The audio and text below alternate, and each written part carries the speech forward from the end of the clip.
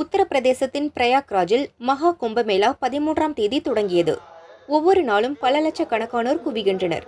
கங்கை நதியில் மனமுருகி புனித நீராடுகின்றனர். வட மாநிலங்களில் இப்போது கடுங்குளிர் வாட்டுகிறது.